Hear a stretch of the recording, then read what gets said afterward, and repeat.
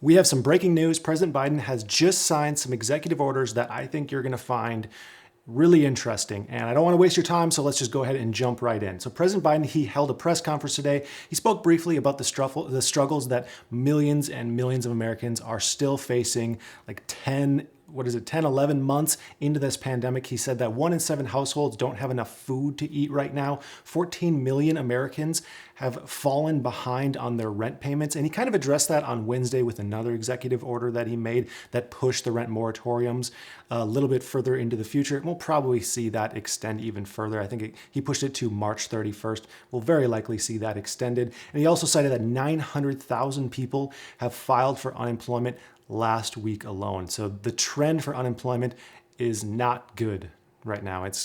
The numbers are pretty scary. So he also talked about what he plans to do as president, and he signed a few executive orders. Like I said, I think you're going to find them really interesting. So first, he signed an order that calls for the Department of Agriculture to enhance pandemic EBT food assistance benefits by 15%. So just for reference here, that would increase the pandemic EBT food assistance benefits that a family of 4 would receive on average by over $100 per month. So it's a pretty significant increase. He also directed the Department of Agriculture to boost regular food stamp benefits by 15 to 20%. And a statistic that I found on this was between 6 and 7 million new families have signed up and begun receiving food stamp benefits since the beginning of the pandemic. And that's up 17% from pre-pandemic levels. So Biden also he was signing all sorts of orders this evening.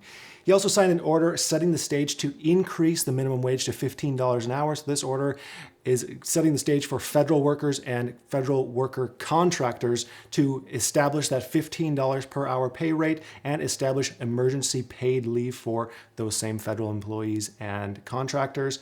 Then he signed another order that addresses unemployment. So this one you're probably going to find pretty interesting.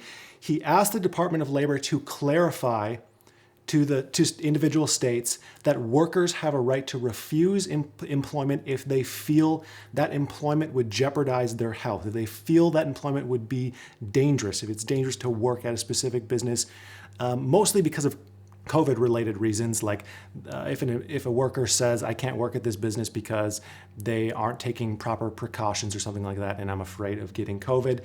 He wants the Department of Labor to clarify to states that a worker can make that claim and then remain on unemployment. And this is important because a rule of unemployment benefits is that the unemployed person is making a good faith effort to find employment.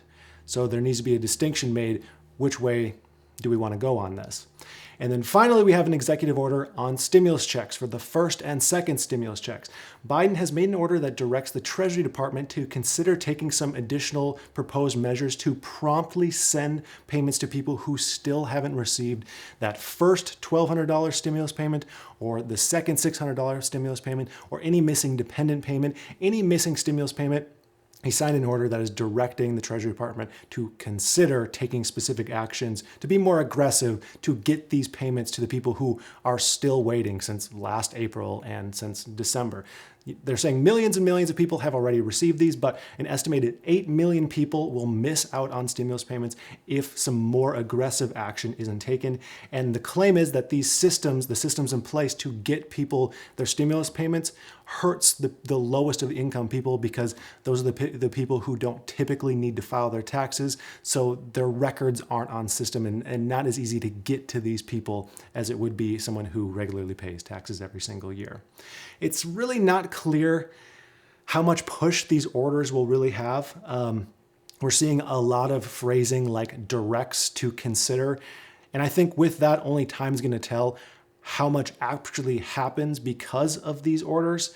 And it's also important to note that Congress, if for whatever reason they don't like a specific executive order, they can override an executive order. And then of course the president can veto it, but then they can override that veto. So it'll be interesting to see how exactly these orders pan out, what kind of effect they really have. But I just wanted to kind of make this breaking news because this just happened earlier today. So I'd just like to thank you for watching, and I hope you have a profitable day.